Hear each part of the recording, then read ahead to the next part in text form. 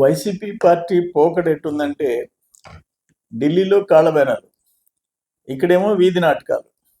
ఆంధ్రప్రదేశ్కి వచ్చి ఇప్పుడు యూరియా ఫర్టిలైజర్స్ ఆల్ ఓవర్ ఇండియాలో ఉండే షార్టేజ్.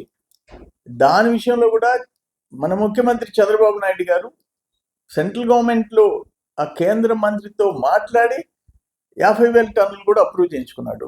సమస్య లేకుండా నెట్టుకొని పోతున్నాము. ఇది తెలంగాణలో ఉంది, అన్ని రాష్ట్రాల్లో ఉంది. అది నిన్న అక్కడ ఉపరాష్ట్రపతి ఎలక్షన్ జరిగింది, అక్కడ కాళ్ళు పట్టుకునేది, ఇక్కడ వచ్చేసేసి డ్రామాలు వేసేది. ఇది మనం ఎక్కడ చూడలే. నీ టైంలో అసలు వ్యవసాయ శాఖ మూతపడింది. ఆ ఫెర్టిలైజర్ అనండి, ఇంకా ఏ ఒక్కటి కూడా జరగలే. మైక్రో న్యూట్రియంట్స్ ఇవ్వలే, మెకనైజేషన్ మోసేసేసావు, మైక్రో ఇరిగేషన్ క్లోజ్ చేసినావు.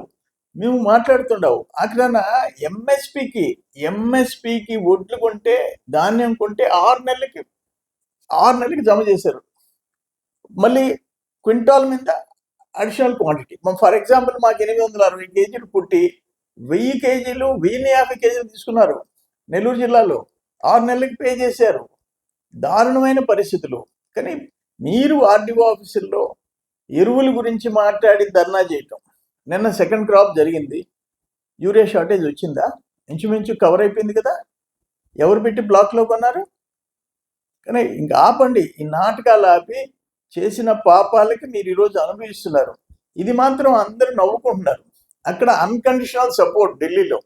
ఇక్కడికి వచ్చి ఏ కేంద్ర ప్రభుత్వం ప్రాబ్లమ్స్ ఫేస్ చేస్తుందో దాని మీద ధర్నా, ఇక్కడ తెలుగుదేశం మీద ధర్నా. చూసి నవ్విపోతారు.